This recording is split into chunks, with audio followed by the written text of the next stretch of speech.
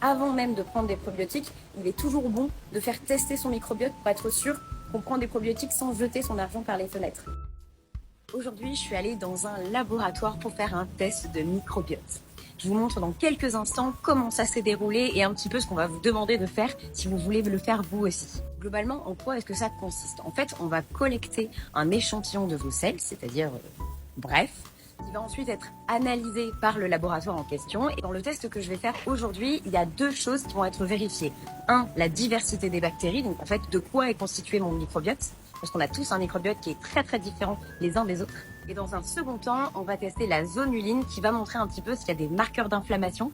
En grosso modo, ça veut dire voir si l'intestin, il y a potentiellement un petit peu de perméabilité, c'est-à-dire s'il va laisser passer des toxines dans le corps, ou si tout va bien et qu'il est en bonne santé. Là, je me suis rendue au laboratoire, on m'a donné un petit pot tout simple et puis je vous fais pas un dessin, il faut juste remplir le petit pot, le mettre dans le petit sachet et puis tada!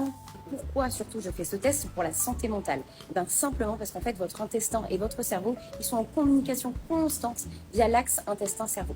Et le problème, c'est que s'il y a un déséquilibre du microbiote ou de la barrière intestinale, ça peut à la fois perturber la production de neurotransmetteurs comme la dopamine, la sérotonine, etc., mais aussi déclencher une inflammation qui va affecter votre cerveau et votre corps. Il faut savoir que cette inflammation-là, elle est très souvent détectée chez les personnes qui ont des problèmes de dépression, des problèmes d'anxiété, des problèmes d'ordre psychologique. Donc c'est très très important de voir s'il y a des marqueurs d'inflammation, s'il y a des toxines qui sont pathogènes ou tout simplement s'il y a une bonne diversité.